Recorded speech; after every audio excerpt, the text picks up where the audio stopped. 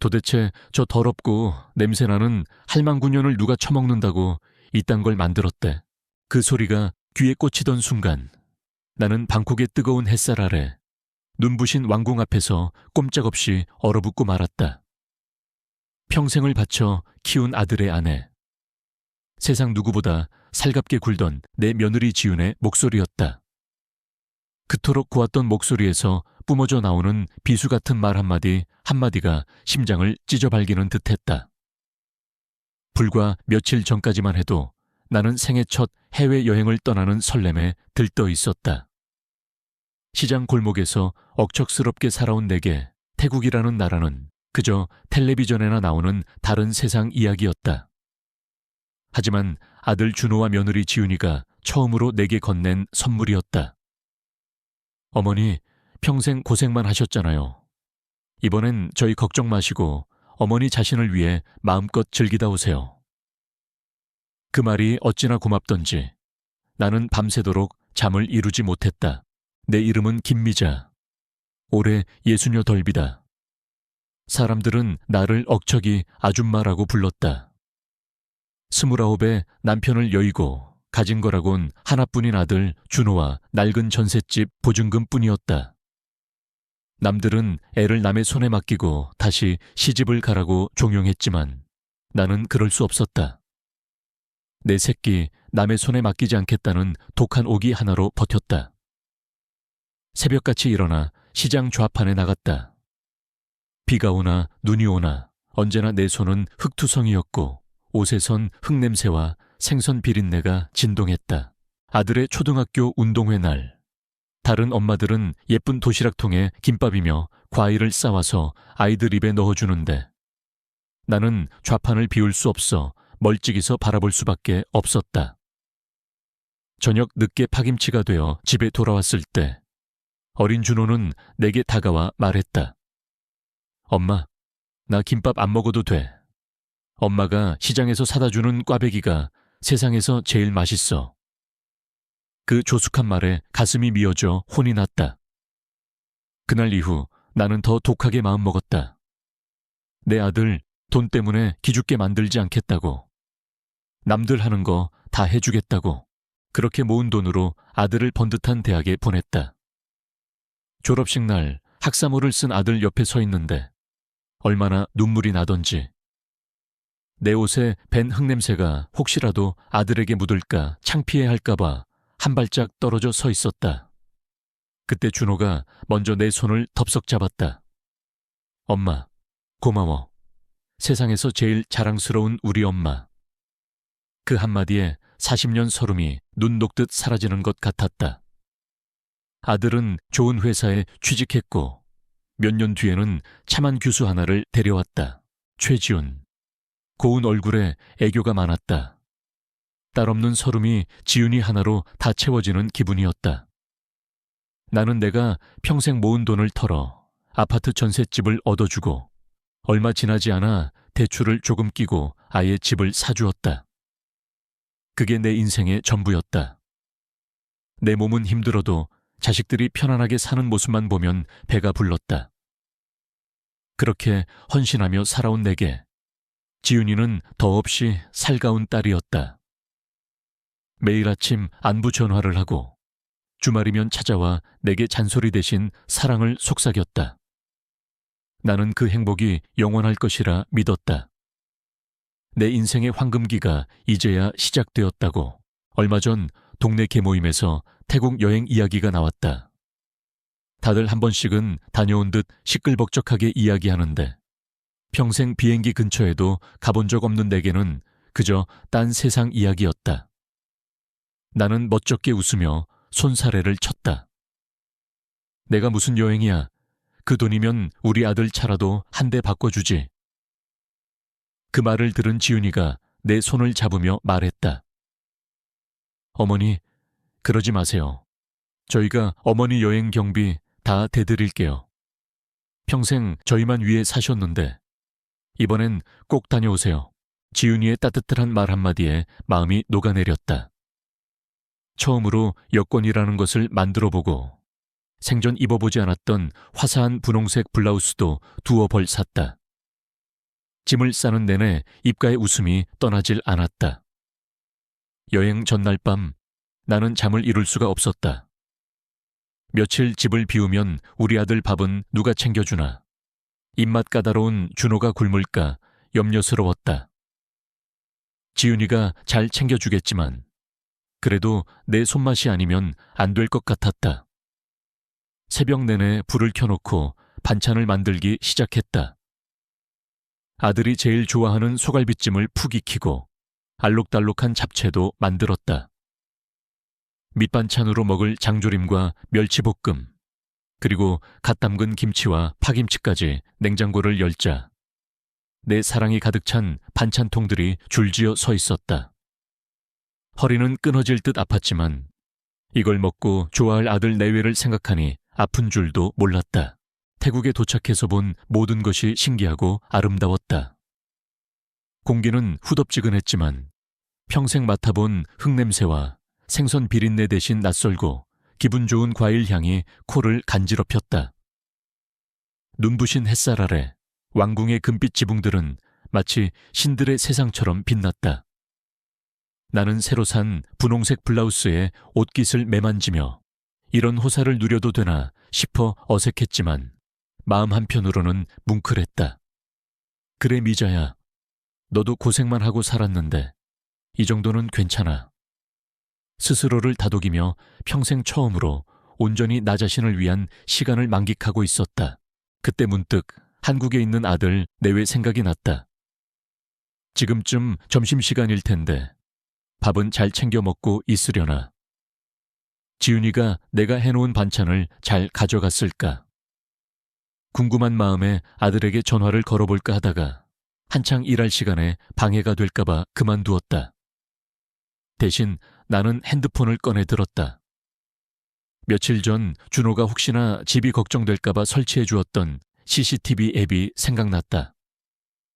어머니, 현관문 쪽만 비추는 거라 사생활 침해 걱정 안 하셔도 돼요. 그냥 심심하실 때 한 번씩 들여다보세요. 준호가 신신당부하며 설치해 준 것이었다. 나는 계모임 동생들 몰래 나무 그늘 아래로 가 핸드폰 화면을 켰다. 낯선 아이콘을 한참 들여다보다가 겨우 앱을 찾아 눌렀다. 로딩 표시가 한참을 빙글빙글 돌았다. 답답한 마음에 액정을 몇 번 두드리자 드디어 익숙한 우리 집 현관문 풍경이 화면에 떠올랐다. 아무도 없는 집은 고요하고 평화로웠다. 나는 안심하며 미소를 지었다. 그때였다. 현관문 비밀번호 누르는 소리가 들리더니 문이 열리고 며느리 지윤이가 웬 여자와 함께 들어왔다. 어머, 친구랑 같이 왔나 보네. 반찬이 많아서 혼자 들기 무거웠나 보다. 착하기도 하지. 나는 그렇게 생각했다. 지윤이의 친구로 보이는 여자가 집안을 둘러보며 말했다. 우와, 너희 시어머니 집 되게 넓다. 이 집도 시어머니가 해주신 거야? 지윤이는 당연하다는 듯 대답했다. 그럼 이것뿐인 줄 알아. 차도 사주고 우리 남편 생활비도 다 대주셔. 그냥 현금 지급기야. 우리 어머니는. 가슴 한쪽이 싸늘하게 아려왔다. 농담이겠지. 친구 앞에서 그냥 해보는 소리겠지. 애써 그렇게 생각하며 화면을 들여다봤다. 지윤이는 거실을 지나 부엌으로 향했다. 그리고 냉장고 문을 활짝 열었다. 내가 밤새 정성껏 채워놓은 반찬통들이 화면에 가득 찼다. 지윤이의 친구가 감탄하며 말했다. 대박이다. 이걸 다 만드셨다고. 너 정말 편하겠다. 나는 어깨가 으쓱해졌다. 내 며느리가 친구 앞에서 칭찬받는 것 같아 기분이 좋았다. 그러나 이어진 지윤이의 한마디에 내 세상은 첫 번째 균열을 일으켰다. 편하긴 개뿔. 냄새만 맡아도 토할 것 같아. 토할 것 같다고? 나는 내 귀를 의심했다. 잘못 들은 것이라고 생각했다. 하지만 지윤이는 보란듯이 인상을 찌푸리며 내가 만든 갈비찜통을 꺼내 들었다. 그때였다. 지윤이 옆에 서 있던 여자가 휴대폰을 들고 지윤이에게 영상 통화를 걸었다. 엄마, 지윤이의 입에서 터져 나온 말에 나는 심장이 쿵 하고 내려앉는 것을 느꼈다. 지윤이와 통화를 하는 사람은 다름 아닌 그녀의 친정엄마였다. 나는 지윤이의 친정엄마와도 여러 번 마주친 적이 있었다. 항상 인자하고 다정하게 내게 말을 건네던 분이었다. 화면 속에서 지윤이의 친정엄마는 소리를 질렀다. 아니, 저 더럽고 냄새나는 할망구년을 누가 처먹는다고 이딴 걸 만들었대. 당장 갖다 버려. 음식물 쓰레기 봉투에 넣어. 냄새도 역겨워 죽겠네. 그 순간 세상의 모든 소리가 멎었다. 쨍쨍하던 태국의 태양이 빛을 잃고 귀에서는 윙하는 이명소리만 들렸다. 핸드폰을 든 손이 부들부들 떨리기 시작했다. 더럽고 냄새나는 할망구년. 내 며느리가, 내 딸 같던 지윤이가, 그리고 그녀의 친정엄마가 나를 그렇게 부른 것이 맞나. 나는 숨을 쉴 수가 없었다. 화면 속에서 지윤이는 아무렇지도 않게 대화를 이어갔다. 어차피 엄마가 시키는 대로만 하면 돼. 나중에 할머니 되면 요양원이나 보내버리고 그때 가서 집 팔아서 우리 가게 차리면 되잖아. 심장이 갈기갈기 찢겨나가는 고통이란 게 이런 걸까? 피눈물이 흐른다는 게 이런 걸까? 평생의 세월이 주마등처럼 스쳐 지나갔다. 흙먼지 속에서 아들을 키워냈던 시간, 그 아들이 데려온 며느리를 딸처럼 여기며 행복해했던 시간, 그 모든 것이 거짓이었다. 신기루였다. 그날 태국의 뜨거운 태양 아래 김미자라는 여자는 죽었다. 내 자식을 위해, 내 가족을 위해 존재했던 순한 어머니는 산산조각나 재가 되어 흩어졌다.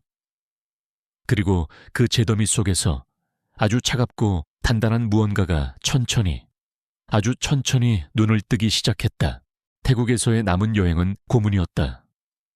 눈부시게 빛나던 사원들은 더 이상 아름답게 보이지 않았다. 화려한 쇼를 보는 내내 내 눈에는 음식물 쓰레기통에 처박히던 소갈빗집만 어른거렸다. 맛있다는 현지 음식들은 모래알을 씹는 것처럼 목구멍으로 넘어가지 않았다. 옆에서 신이 나서 제잘거리는 계모임 동생들의 웃음소리도 내게는 그저 멀리서 들려오는 소음처럼 느껴졌다. 나는 아무런 대답도 할 수 없었다. 그저 물갈이를 하는 것 같다. 속이 좋지 않다는 말로 둘러대며 그들을 피할 뿐이었다. 밤에는 호텔 침대에 누워 뜬 눈으로 밤을 새웠다. 눈을 감으면 CCTV 화면 속의 지윤이와 그녀의 친정엄마의 얼굴이 경멸에 찬 눈빛과 함께 다시 떠올랐다.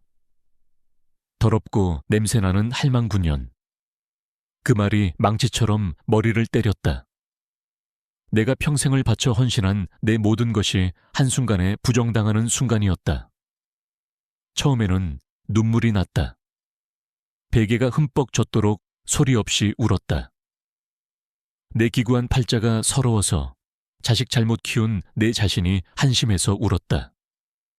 하지만 시간이 지나자 눈물은 마르고 그 자리에는 차가운 분노가 자리 잡기 시작했다. 요양원이나 보내버리고 그때 가서 집 팔아서 우리 가게 차리면 되잖아. 그 말이 머릿속에 맴돌았다. 평생 흙바닥을 구르며 모은 내 피 같은 돈, 그 돈을 빼앗고 늙은 어미를 내다버릴 계획을 세우는 그 악마 같은 것들을 절대로 용서할 수 없었다. 내 인생을 건 전쟁을 시작해야 한다는 결심이 구름 위를 떠다니는 비행기 안에서 더욱 단단하게 굳어졌다. 한국으로 돌아오는 비행기 창밖만 멍하니 바라봤다. 인천공항에 도착했을 때 출국장 너머로 아들 준호와 며느리 지윤이가 손을 흔들며 서 있는 것이 보였다. 며칠 전이었다면 나는 한달음에 달려가 그들을 품에 안았을 것이다.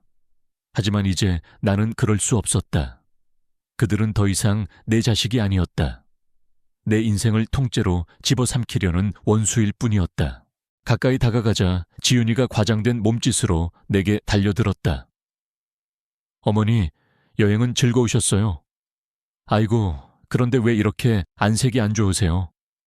어디 편찮으세요? 나는 지은이의 얼굴을 빤히 쳐다봤다. 예쁘장한 얼굴, 살랑거리며 웃는 저 입술. 저 얼굴 뒤에 그토록 끔찍한 괴물이 숨어 있었다니 소름이 끼쳤다. 나는 지은이가 잡으려는 팔을 슬쩍 피했다. 그리고 아무런 감정 없는 목소리로 말했다. 피곤해서 그렇다. 내 목소리는 내가 듣기에도 낯설었다. 차갑고 건조하고 아무런 온기도 없는 목소리였다. 지은이의 얼굴에 당황한 기색이 스쳐 지나갔다. 눈치 빠른 아들 준호도 무언가 이상하다는 것을 느꼈는지 내 눈치를 살피며 물었다. 엄마, 많이 피곤하시죠? 짐 이리 주세요. 얼른 집에 가요. 나는 준호에게도 고개를 까딱했을 뿐 아무 말도 하지 않았다. 차를 타고 집으로 오는 내내 나는 창밖만 바라보며 침묵을 지켰다. 준호와 지윤이는 백미러로 연신 나를 쳐다보며 안절부절 못했다. 평소 같으면 여행이 어땠는지, 뭐가 좋았는지, 뭐가 힘들었는지 쉴 새 없이 이야기했을 나였다. 하지만 지금의 나는 입을 굳게 닫은 석상과도 같았다. 집 앞에 도착했다. 1층 현관문을 지나는 순간 며칠 전 CCTV 화면 속 그 끔찍한 기억이 되살아나 숨이 턱 막혔다. 저 문으로 들어와 내 사랑이 담긴 반찬들을 쓰레기통에 처박았지. 나는 내 집에 들어서는 것이 마치 남의 집에 들어서는 것처럼 어색했다. 모든 것이 낯설었다. 이곳은 더 이상 내 안식처가 아니었다. 끔찍한 범죄가 일어난 현장이었다. 그날 이후 나는 완전히 다른 사람이 되었다. 아침 일찍 일어나던 습관은 여전했지만 더 이상 자식들을 위해 무언가를 하지 않았다. 전화도 먼저 걸지 않았고 주말에 찾아와도 예전처럼 반가워하지 않았다. 내 침묵과 냉담함이 계속되자 아들 내외는 초조해하기 시작했다. 며칠 뒤 지윤이에게서 전화가 걸려왔다. 여전히 콧소리를 섞어가며 살갑게 구는 목소리였다. 어머니, 주말인데 뭐 하세요? 저희 집에 오셔서 맛있는 거라도 드세요. 나는 텔레비전을 보며 건조하게 대답했다. 됐다. 귀찮다. 네? 어머니, 무슨 일 있으세요? 제가 뭐 잘못한 거라도 잘못한 거. 내가 한 짓은 잘못이라는 말로 담을 수도 없는 천벌 받을 짓이다. 속에서는 천불이 났지만 나는 아무렇지 않은 척 말했다. 그런 거 아니다. 그냥 피곤해서 그런다. 끊는다. 전화를 끊자 이번에는 아들 준호에게서 전화가 왔다. 엄마, 왜 그래? 어디 아파? 지윤이한테 왜 그렇게 차갑게 말해? 걔가 뭐 서운하게 한 거 있어? 나는 실소가 터져 나왔다. 서운하게 한 거? 내 아내는 내 심장을 칼로 쑤셔놓고도 아무렇지 않은데 고작 내 말투 하나에 서운함을 느끼나 보구나. 나는 아무렇지 않은 척 대답했다. 아니다. 그냥 몸이 안 좋아서 그렇다. 너희들끼리 잘 챙겨 먹어라. 그들의 불안함이 커져갈수록 나는 더욱 철저하게 나 자신을 가뒀다. 그들은 절대로 진실을 알지 못했다. 자신들의 탐욕이, 그 잔인함이 어떤 재앙을 불러왔는지 상상조차 하지 못하고 있었다. 그들은 그저 내가 언제쯤 다시 예전에 돈 잘 주는 착한 어머니로 돌아올지만을 기다리고 있었다. 하지만 그들이 알던 김미자는 이미 죽었다. 나는 매일 밤 잠들기 전에 CCTV 영상을 다시 돌려봤다. 내 눈으로 똑똑히 보고 내 귀로 똑똑히 들었다. 그들의 죄를 내 뼈에, 내 영혼에 새겨 넣었다. 어느 날 저녁, 나는 안방 장롱 깊숙한 곳에 넣어두었던 낡은 괴짝을 꺼냈다. 그 안에는 내 인생의 모든 것이 들어있었다.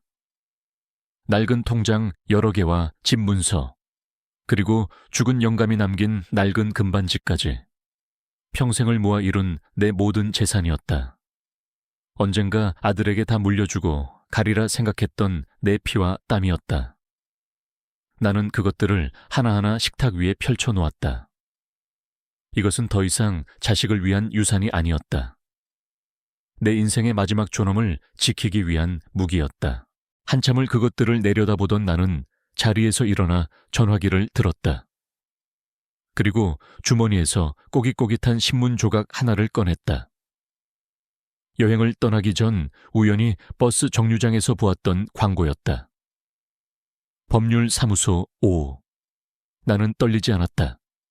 오히려 이상할 정도로 마음이 차분했다.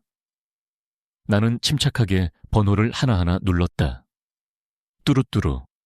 신호음이 두어 번 울리고 전화기 너머로 점잖은 남자의 목소리가 들려왔다. 네, 법률사무소 5입니다. 나는 마른 입술을 혀로 축이고 내 인생을 바꿀 첫 마디를 뱉었다. 여보세요. 거기 법률사무소 맞지요? 상담 좀 받고 싶은데요. 변호사 사무실을 다녀온 뒤로 나는 더욱 냉정해졌다. 더 이상 밤마다 CCTV 영상을 돌려보며 피눈물을 흘리지 않았다. 슬픔과 분노는 내 마음 가장 깊은 곳, 가장 차가운 곳에 단단한 얼음처럼 자리 잡았다. 나는 그 얼음을 무기 삼아 조용히 때를 기다렸다. 그들은 반드시 올 것이다. 내가 평생을 바쳐 그들의 현금 지급기로 살아왔으니 기계가 고장났다고 생각하면 고치러 오는 것이 당연한 이치였다. 나는 그저 그들이 제 발로 함정에 걸어 들어오기만을 기다리면 되는 것이었다. 하루 이틀 시간이 흘렀다. 나는 평소와 다름없이 지냈다. 아침에 일어나 밥을 먹고 텔레비전을 보고 저녁이 되면 잠자리에 들었다. 하지만 내 머릿속은 단 한순간도 쉬지 않았다. 변호사가 설명해준 법 조항들을 되뇌고 아들 준호가 예전에 사업한다고 떠벌렸던 말들을 기억해냈다.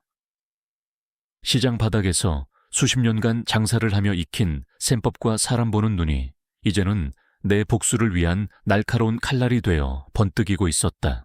지윤이에게서는 하루가 멀다고 전화가 걸려왔다. 어머니, 정말 괜찮으세요? 목소리에 힘이 하나도 없으세요. 나는 그 위선적인 목소리를 들으며 속으로 생각했다. 내 목소리에 힘이 없는 게 아니라 내 통장에 찍힐 돈이 없어서 네가 힘이 빠지는 것이겠지. 하지만 겉으로는 아무렇지 않게 대답했다. 나이 들어서 그렇다. 별일 아니다. 일주일쯤 지났을까. 초인종이 울렸다. 올 것이 왔구나. 나는 심호흡 한 번 하지 않고 느릿느릿 현관으로 걸어갔다. 인터폰 화면에는 예상했던 대로 아들 준호와 며느리 지윤이가 어색한 미소를 지으며 서 있었다. 나는 잠시 그들을 화면으로만 지켜봤다. 초조하게 발을 동동 구르는 지윤이의 모습이 아주 잘 보였다. 문을 열자 지윤이가 과일 바구니를 내게 불쑥 내밀었다. 어머니, 기력 없으신 것 같아서 과일 좀 사왔어요. 이거 드시고 힘내세요. 나는 그 값싼 포장지로 감싼 과일 바구니를 한번, 지윤이의 얼굴을 한번 쳐다봤다. 이 과일 몇 푼으로 내 돈 수억 원을 가져가겠다는 심산이겠지. 나는 아무 말 없이 바구니를 받아 식탁 위에 무심히 내려놓았다. 안지아라. 내 목소리는 얼음장처럼 차가웠다. 거실 소파가 아닌 식탁 의자를 턱으로 가리켰다. 마치 조련이라도 하려는 듯한 내 태도에 두 사람의 얼굴이 미묘하게 굳어졌다. 어색한 침묵이 흘렀다. 지윤이가 준호의 옆구리를 쿡 찌르자 아들 녀석이 헛기침을 하며 어렵게 입을 열었다. 저 엄마, 드릴 말씀이 있어서 왔어요. 알고 있다, 해봐라. 내 대답에 준호는 당황한 눈치였다. 내가 이미 모든 것을 알고 있다는 듯한 태도였으니까. 준호는 준비해 온 듯한 서류 뭉치를 가방에서 꺼내 내 앞에 펼쳐놓았다. 엄마, 제가 정말 좋은 사업 아이템을 찾았어요. 요즘 제일 잘 나간다는 프랜차이즈 카페인데 본사 지원도 확실하고 지금 계약하면 목 좋은 자리를 바로 잡을 수 있대요. 초기 자본만 좀 들어가면 한 달에 순수익이 준호는 땀을 뻘뻘 흘리며 열변을 토했다. 그럴듯한 숫자들과 그래프가 그려진 조잡한 사업 계획서였다. 나는 그 종이 쪼가리들을 내려다보며 속으로 비웃었다.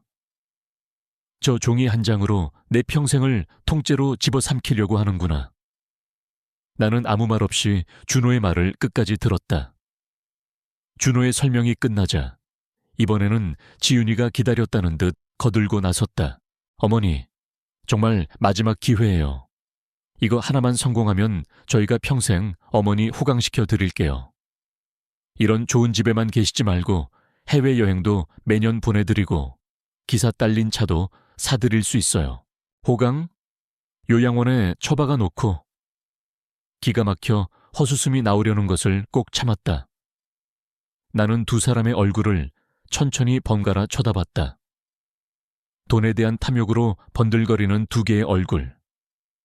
내게는 그 얼굴들이 지옥에서 올라온 악귀처럼 보였다. 한참의 침묵이 흘렀다. 두 사람은 내 입만 쳐다보며 마른 침을 삼키고 있었다. 내가 마침내 입을 열었다.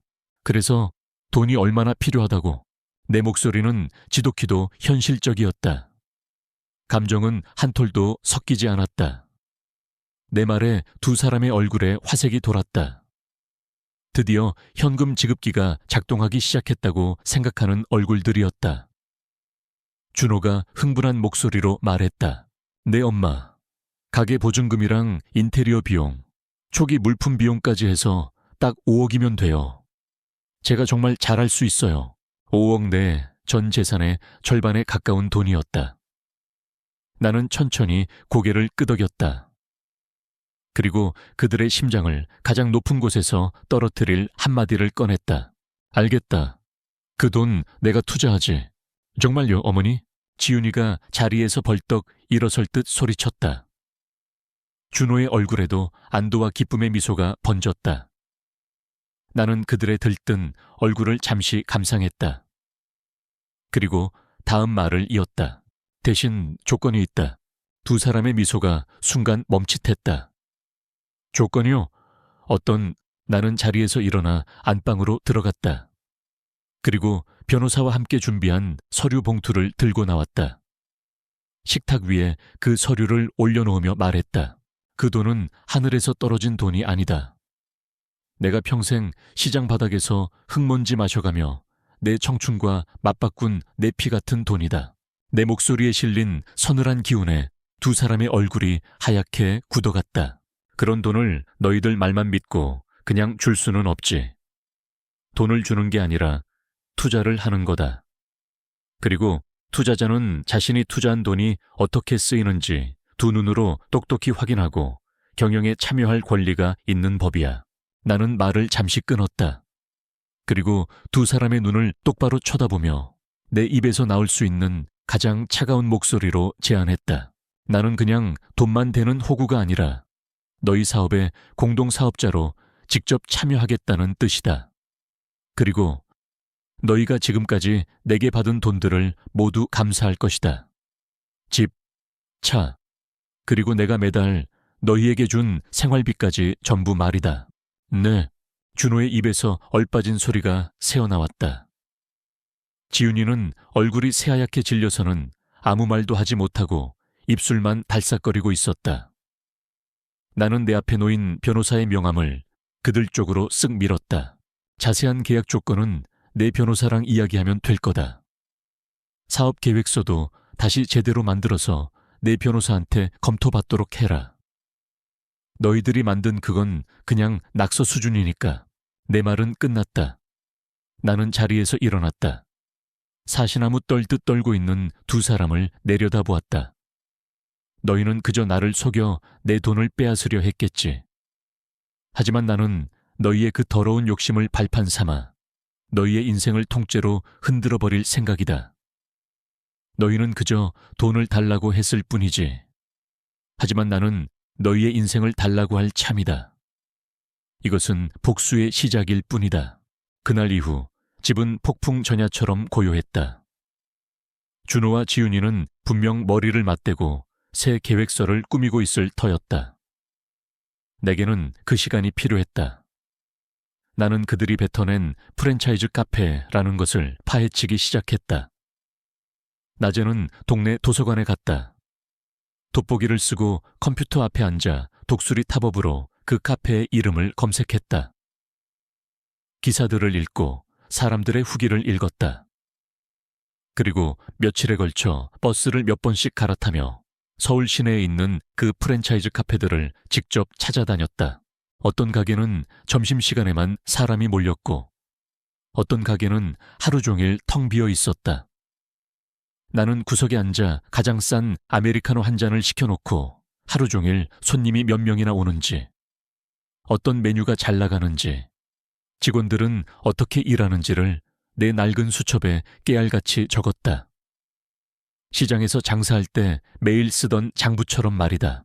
그렇게 며칠이 지나고 준우에게서 전화가 왔다. 목소리는 잔뜩 날이 서 있었지만 애써 침착함을 가장하고 있었다. 엄마, 저희 계획서 다시 만들었어요. 내일 시간 괜찮으세요? 가서 설명해 드릴게요. 그래, 와라. 다음 날 약속한 시간에 두 사람이 집에 도착했다.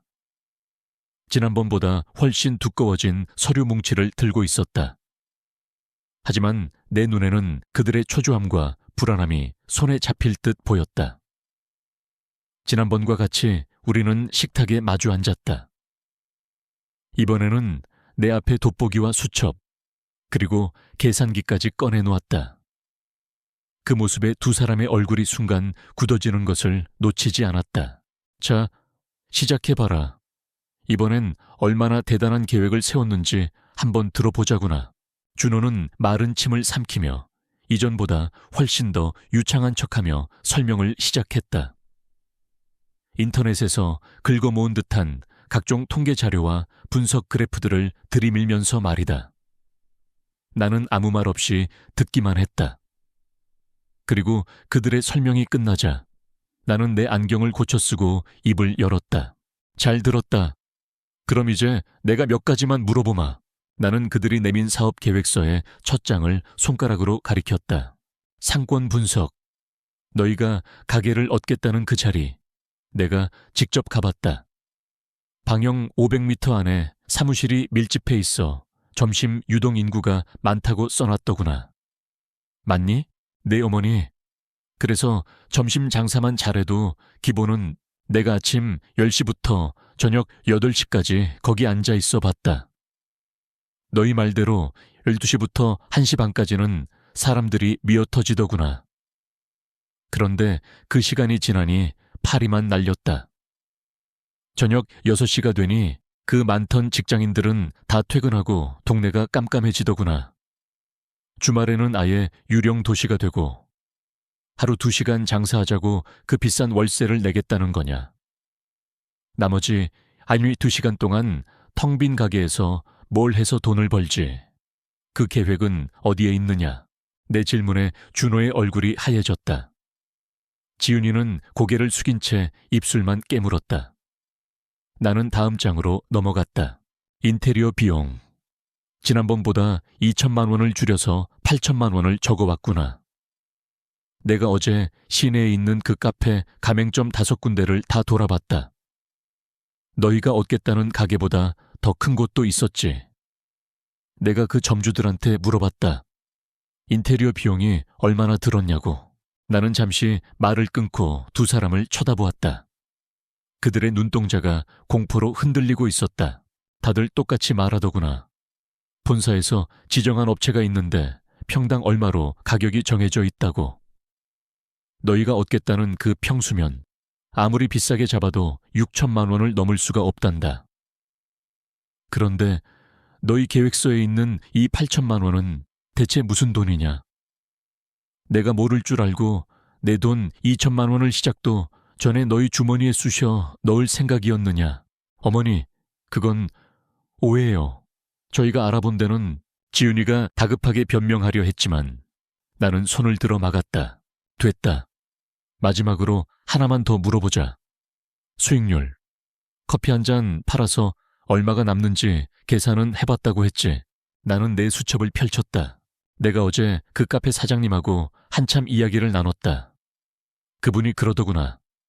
본사에 내는 로열티에 원두값, 우유값, 컵값, 임대료, 관리비, 전기세, 수도세, 직원 월급 다 빼고 나면 한 잔 팔아서 사장 손에 떨어지는 돈은 고작 500원 남짓이라고. 하루에 100잔을 팔아도 고작 5만 원이다.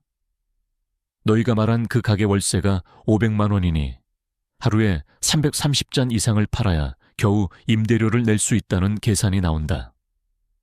점심 2시간 동안 330잔을 팔 수 있겠느냐. 너희 둘 월급은 고사하고 가게 유지조차 안 된다는 소리다. 그런데 너희는 한 달에 1,000만 원 순수익이 난다고. 대체 그 돈은 어디서 나오는 돈이냐? 하늘에서 떨어지기라도 한단 말이냐? 내 마지막 말이 끝나자 식탁에는 무거운 침묵만이 내려앉았다. 준호는 고개를 푹 숙인 채 아무 말도 못했고 지윤이는 분노와 수치심으로 얼굴이 시뻘개져 있었다. 나는 자리에서 일어났다. 그리고 그들이 가져온 서류 뭉치를 한 손으로 집어들어 그대로 옆에 놓인 쓰레기통에 던져버렸다. 이건 사업 계획서가 아니다. 내 돈을 어떻게 하면 쉽게 빼먹을 수 있을까 궁리한 너희 둘의 더러운 욕심 덩어리일 뿐이다. 이런 종이 쪼가리에 내 피 같은 돈은 단 1원도 줄 수 없다. 이 투자는 없는 일로 하겠다. 나는 그 말을 끝으로 안방으로 들어와 문을 닫았다. 문 밖에서는 드디어 댐이 터지는 소리가 들렸다. 다 당신 때문이야. 내가 말했지. 제대로 준비하라고. 시장에서 장사만 한 엄마 하나 못 속여서 이 꼴을 만들어. 지윤이의 악에 바친 목소리였다. 그러자 준호의 목소리가 들렸다. 이제껏 내게 한 번도 보여준 적 없던 분노의 참 목소리였다. 뭐? 나 때문이라고? 이제껏 당신이 내 옆에서 돈 노래를 부르니까 내가 이런 무리한 짓까지 한 거 아니야. 호강시켜준다며, 차 사준다며, 다 내 욕심 채우려고 시작한 거잖아. 뭐라고? 내가 없었으면 당신 같은 무능력한 남자가 사업할 생각이나 했겠어. 결국 당신 무덤 당신이 판 거야. 거실에서 무언가 깨지고 부서지는 소리가 들려왔다. 그들의 고성과 비명, 울음소리가 뒤섞여 집안을 가득 채웠다. 나는 방 침대에 앉아 그 모든 소리를 가만히 듣고 있었다. 눈물은 나지 않았다. 오히려 기묘한 만족감에 입꼬리가 올라갈 것 같았다. 그래, 그렇게 서로를 물어뜯어라. 너희를 파멸시키는 것은 내가 아니다. 바로 너희 안에 있던 그 끝없는 탐욕이다. 한참의 소란 끝에 현관문이 쾅 하고 닫히는 소리가 들렸다. 아마도 지윤이가 집을 나간 모양이었다. 거실에서는 준호의 처절한 울음소리만이 한참 동안 이어졌다. 내 복수의 첫 번째 막이 내렸다. 내 돈은 안전하게 지켜졌고 저 둘의 관계는 산산조각 났다. 하지만 나는 알고 있었다. 이것은 끝이 아니라 또 다른 시작이라는 것을 말이다. 며칠 뒤 준호가 나를 찾아왔다. 며칠 사이에 얼굴은 반쪽이 되어 있었고 눈은 퀭하게 들어가 있었다. 문 밖에서 들리던 절규와 울음소리가 그의 얼굴에 고스란히 남아 있었다. 지윤이가 집을 나가버렸다고 했다. 자신의 짐을 악착같이 챙겨서 뒤도 한번 돌아보지 않고 사라졌다고 했다. 엄마, 저 그 여자랑 더는 못 살겠어요. 이혼할 거예요. 아들은 내 앞에서 아이처럼 엉엉 울었다. 나는 말없이 우는 준호의 등을 토닥여주지 않았다. 그저 식탁 맞은편에 앉아 차가운 보리차를 마실 뿐이었다. 내게는 이제 동정심 같은 감정은 남아있지 않았다. 준호의 눈물은 내 마음을 조금도 움직이지 못했다. 이 모든 것은 그들이 스스로 자초한 일이었다. 그렇게 울기만 할 거냐? 내 목소리는 냉정했다. 위로 대신 현실을 직시하게 만들었다. 준호는 내 말에 울음을 멈추고 고개를 들었다. 붉게 충혈된 눈으로 나를 바라봤다. 엄마, 제가 다 잘못했어요. 엄마 말 들었어야 했는데 제가 너무 어리석었어요. 이제 와서 후회하면 뭐가 달라지니. 그래서 이혼은 어떻게 할 건데? 그 애가 순순히 도장을 찍어줄 것 같아. 내 질문에 준호는 다시 고개를 숙였다. 한참을 더듬거리던 준호가 힘겹게 입을 열었다. 지훈이한테서 연락이 왔어요. 변호사를 선임했다고요. 재산 분할을 청구하겠대요. 지금 저희가 사는 아파트, 그게 엄마가 사준 거긴 하지만 혼인 기간 중에 엄마가 증여한 거니까 자기 몫이 있다고요. 위자료도 달래요.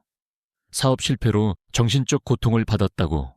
기가 막혀서 말이 나오지 않았다. 자신의 욕심으로 사업을 망쳐놓고 이제 와서 정신적 고통을 운운하며 위자료를 달라고. 내 돈으로 사준 집을 자기 몫이라고 우기면서. 인간이 어디까지 뻔뻔하고 악랄해질 수 있는지. 나는 그 끝을 보고 있었다. 준호는 거의 울먹이며 말했다. 엄마, 저 어떻게 해요? 저 아파트는 엄마가 평생 모은 돈으로 사주신 거잖아요. 제가 어떻게 그 돈을 그 여자한테 줘요? 그럴 수는 없어요. 나는 찻잔을 내려놓았다. 드디어 때가 왔구나. 내가 기다리던 순간이, 내가 파놓은 마지막 함정에 저들이 스스로 걸어 들어올 시간이. 걱정하지 마라. 내 단호한 한마디에 준호가 고개를 들었다. 그 집, 그 차, 내 월급 통장까지. 그 애는 단 10원 한 장도 가져가지 못할 거다. 아니, 내가 그렇게 만들 거다. 엄마, 어떻게? 내우는 아무것도 하지 말고 가만히 있어. 내가 시키는 대로만 하면 된다. 지훈이한테 온 연락 받지 마라. 변호사한테서 연락이 와도 나한테 먼저 이야기해. 모든 건 내가 알아서 처리할 테니. 내 눈에는 추호의 망설임도 없었다. 준호는 그런 내 모습에서 평소와는 다른 차갑고도 강인한 무언가를 느꼈는지 그저 고개만 끄덕일 뿐이었다. 그날 이후 나는 내 변호사와 매일같이 통화했다. 내 계획을 설명하고 법적으로 문제가 없는지, 가장 효과적인 방법은 무엇인지 의논했다. 변호사는 내 이야기를 들을수록 감탄하는 눈치였다. 시장에서 평생 장사만 한 늙은이가 꾸민 계획이라고는 믿기지 않는다고 했다. 며칠 뒤 예상대로 준호의 핸드폰으로 지훈이 측 변호사에게서 내용 증명이 날아왔다. 이혼 소송을 제기하며 재산 분할과 위자료를 청구한다는 공식적인 통보였다.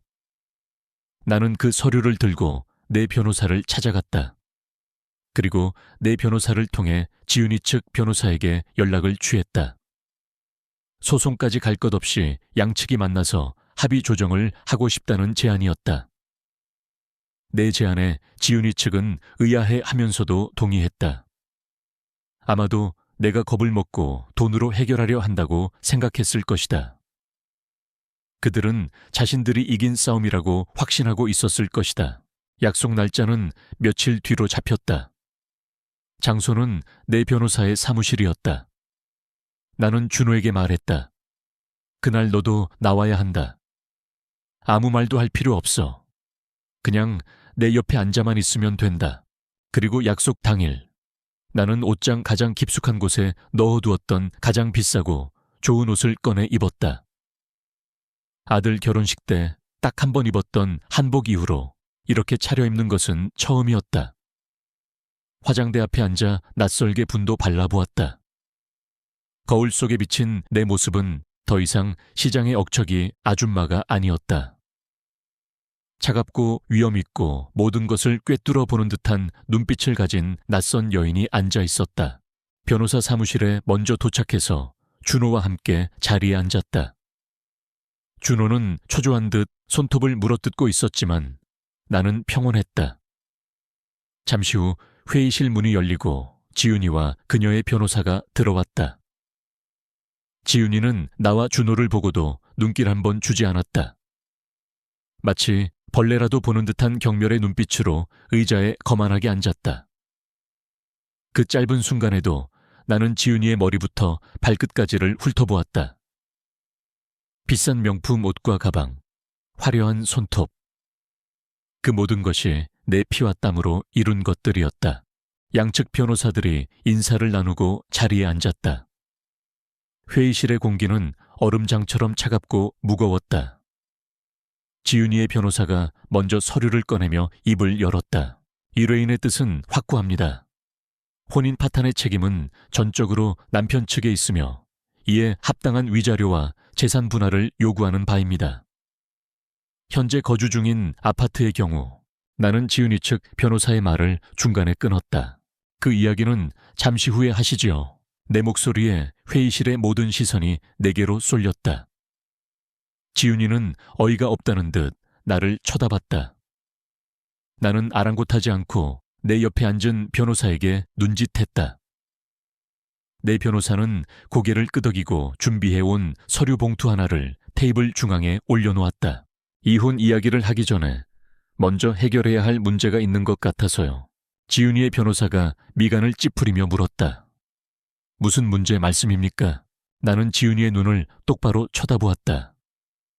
내 눈빛을 마주한 지윤이의 눈동자가 처음으로 아주 미세하게 흔들렸다. 나는 내 인생을 건 마지막 도박의 패를 테이블 위에 조용히 던졌다. 내 며느리가 우리 집에 들어와 한 약속을 지키는 문제 말입니다. 내 말 한마디에 회의실의 공기가 칼날처럼 날카로워졌다. 지윤이의 변호사는 어이가 없다는 듯 코웃음을 쳤다. 어머님, 지금 이 자리는 감정적인 호소를 하시는 자리가 아닙니다. 법적인 권리를 이야기하는 자리입니다. 과거에 어떤 약속을 하셨든 그것이 이 재산분할 소송에 영향을 미치지는 못합니다. 나는 그 변호사를 쳐다보지도 않았다. 내 시선은 오직 한 사람, 내 앞에 앉아있는 며느리 지윤이에게 고정되어 있었다. 그 아이는 내 시선을 피하며 불안하게 손가락만 만지작거리고 있었다. 아가, 내가 나지막이 부르자 지윤이의 어깨가 움찔하고 떨렸다. 니오 우리 집에 처음 인사 오던 날 기억나니? 내 서방 손을 꼭 잡고 이 늙은이 앞에 찾아와 곱게 절을 올리던 그날 말이다. 내 말에 회의실의 시간은 마치 과거로 돌아간 듯했다. 내 눈앞에는 7년 전 그날의 풍경이 어제 일처럼 선명하게 펼쳐졌다. 시장 골목 끝에 있던 낡은 전셋집. 그 비좁은 방 안에서 나는 먼저 간 남편의 흑백 사진을 정성껏 닦고 있었다. 아들이 처음으로 여자를 데리고 오는 날이었으니까. 잠시 후 준호의 손을 잡은 지윤이가 수줍은 얼굴로 들어왔다. 참 예뻤다. 복숭아처럼 발그레한 얼굴에 선한 눈매. 나는 한눈에 그 아이가 마음에 들었다. 나는 지윤이의 손을 잡고 남편의 사진 앞에 앉혔다. 여보, 우리 아들 장가갑니다. 이렇게 예쁜 색시를 데려왔어요. 하늘에서 보고 있다면 우리 아이들 앞날 좀 지켜주세요. 속으로 그렇게 빌고 또 빌었다. 그때 지윤이가 내 손을 마주잡고 남편의 사진을 향해 그리고 나를 향해 깊이 고개를 숙였다. 아묘님, 어머님, 저희 두 사람 부모님 피땀으로 이룬 재산에 절대 기대지 않겠습니다. 저희 힘으로 돈 벌고 저희 힘으로 집도 사고 아이도 낳고 행복하게 살겠습니다. 어머님 고생하신 거 저희가 다 갚아드리겠습니다. 그러니 저희 두 사람만 믿고 오래오래 건강하게 지켜봐 주세요. 그 목소리가 어찌나 맑고 진실되게 들렸던지 나는 그만 눈물을 터뜨리고 말았다. 고생한 세월을 전부 보상받는 기분이었다. 저런 착한 아이를 며느리로 맡게 되었으니 이제 죽어도 여한이 없겠다고 생각했다. 그 회상이 끝나자 나는 다시 현실의 회의실로 돌아왔다.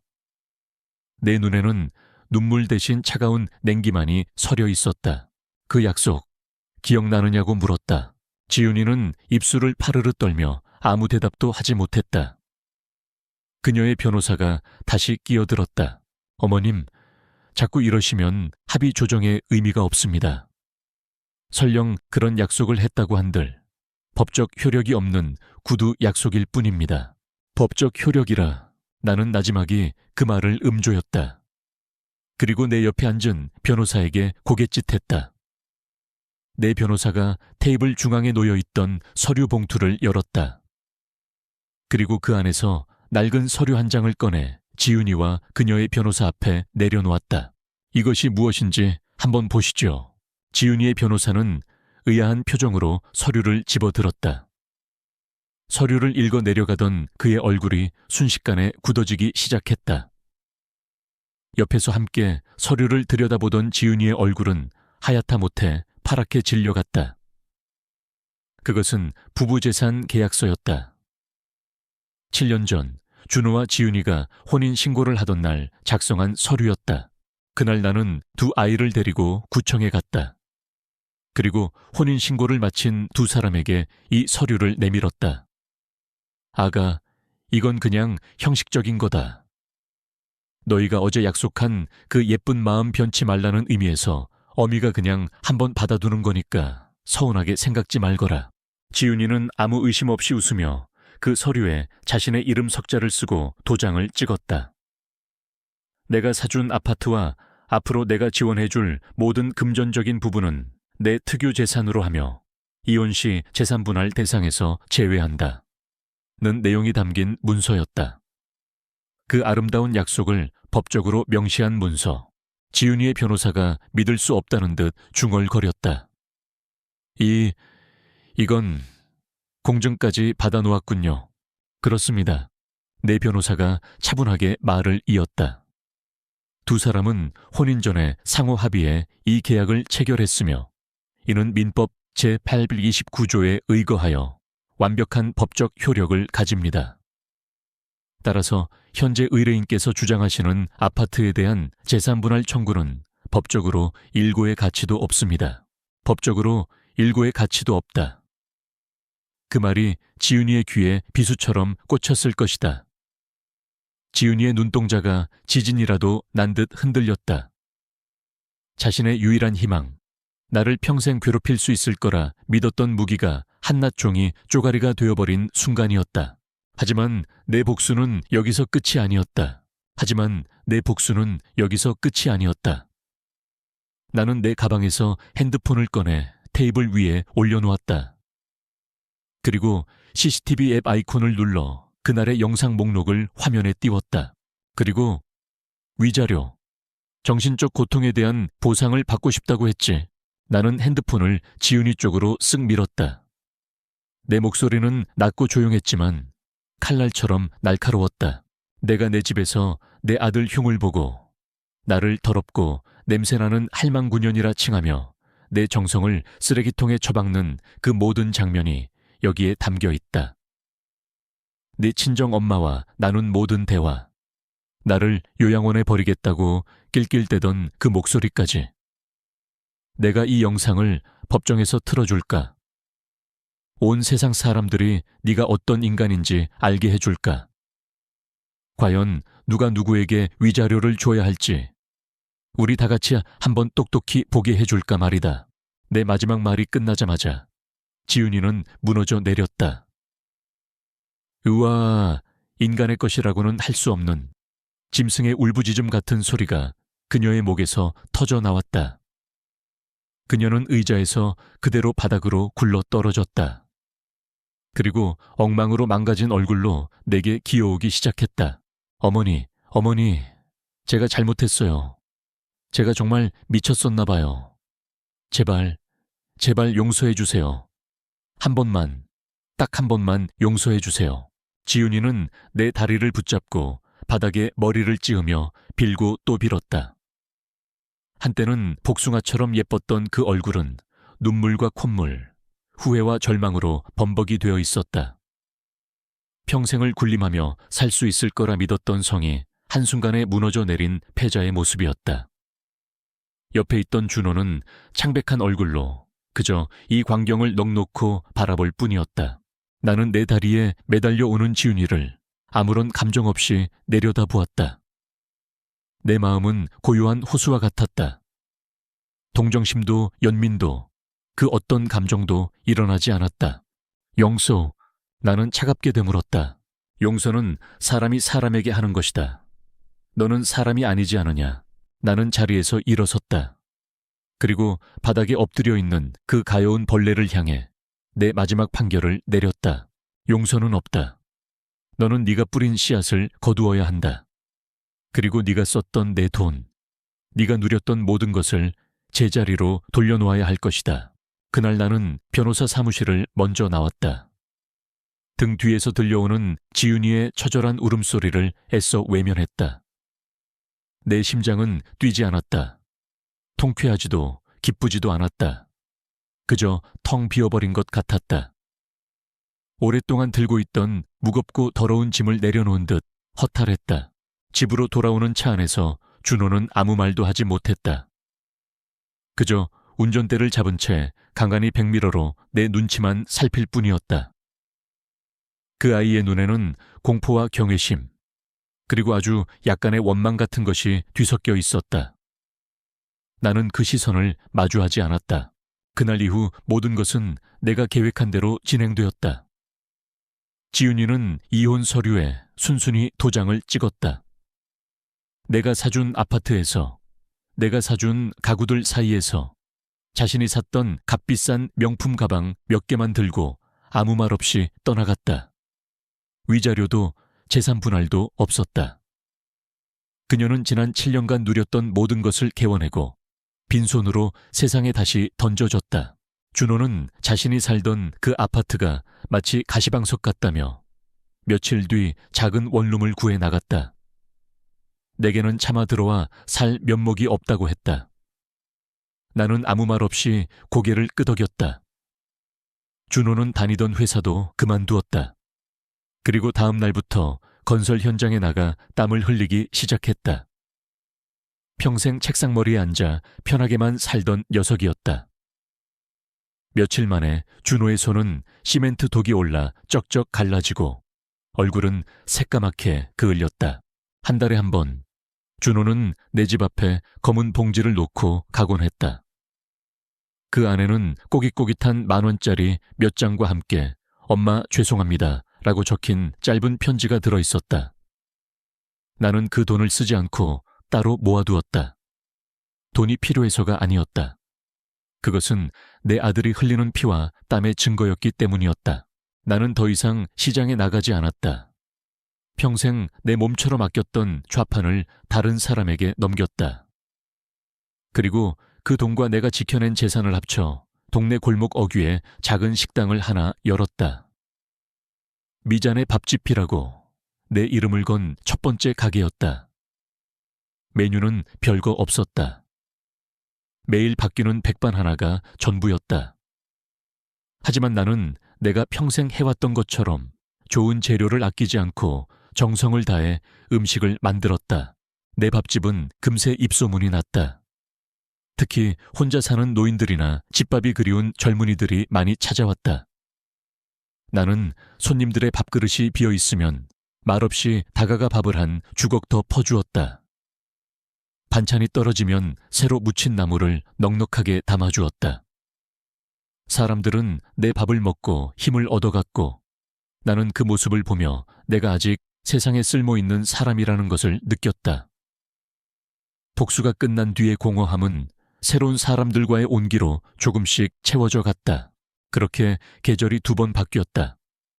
어느덧 쌀쌀한 가을바람이 불던 저녁이었다. 가게 문을 닫으려는데 준호가 나를 찾아왔다. 예전보다 훨씬 더 야위었지만 눈빛은 단단해져 있었다. 그는 내게 검은 봉지를 건넸다. 평소처럼 봉지 안에는 10,000원짜리 몇 장과 짧은 편지가 들어있었다. 하지만 이번에는 봉투 한 장이 더 들어있었다. 엄마, 저 드릴 말씀이 있어요. 준호는 어렵게 입을 열었다. 지윤이한테서 연락이 왔어요. 나는 아무 말 없이 그를 바라보았다. 작은 식당에서 설거지 일을 하며 지내는데 월급을 받았다고. 예전에 제가 엄마한테 드렸던 돈, 그 돈의 일부를 갚겠다며 돈을 보내왔어요. 그리고 정말 미안했다고, 사람답게 살고 싶다고 저한테 전해달래요. 나는 그 말을 듣고도 아무런 표정 변화가 없었다. 지윤이가 돈을 보내왔다는 사실보다 사람답게 살고 싶다는 그 한마디가 내 마음에 묵직하게 다가왔다. 며칠 후 준호가 다시 나를 찾아왔다. 엄마, 지윤이가 엄마를 한 번만 뵙고 싶대요. 용서를 구하려는 게 아니라 그냥 딱 한 번만 뵙고 제대로 사죄하고 싶다고 해요. 나는 한참을 망설였다. 내 안에서 단단하게 굳어있던 얼음이 아직 다 녹지 않았기 때문이었다. 하지만 나는 고개를 끄덕였다. 알겠다. 이번 주말 가게 문을 일찍 닫고 기다리마. 약속한 날 나는 가게 문을 평소보다 일찍 닫고 그들을 기다렸다. 잠시 후 준호의 손을 잡은 지윤이가 가게 안으로 들어왔다. 화려했던 명품 옷 대신 낡고 수수한 옷차림이었다. 제 앞에 선 지윤이는 아무 말 없이 무릎을 꿇었다. 그리고는 이마가 바닥에 닿을 듯이 깊이 고개를 숙였다. 어머니, 제가 죄송했습니다. 제가 사람이 아니었습니다. 목소리는 작게 떨리고 있었지만 그 안에는 지난날의 가식이나 연기가 아닌 뼈저린 후회가 담겨 있었다. 준호도 지윤이 옆에 함께 무릎을 꿇었다. 나는 그 모습을 가만히 내려다보았다. 그리고 내 입에서는 나도 모르게 한마디가 흘러나왔다. 일어나거라. 밥 먹고 가. 나는 부엌으로 들어가 남은 밥과 반찬으로 조촐한 밥상을 차렸다. 화려한 갈비찜도 손 많이 가는 잡채도 없었다. 그저 따뜻한 밥 한 공기와 내가 오늘 손님들에게 냈던 시래기국, 그리고 몇 가지 나물 반찬이 전부였다. 세 사람은 말없이 밥을 먹었다. 숟가락 부딪히는 소리만이 어색한 침묵을 채웠다. 지윤이는 고개를 숙인 채 눈물을 밥과 함께 삼키고 있었다.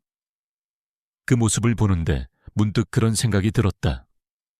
내 복수는 정말 끝이 난 걸까? 나는 지윤이에게 복수하고 내 돈과 내 존엄을 지켜낸 것으로 나의 복수는 완성된 것이라고 믿었다.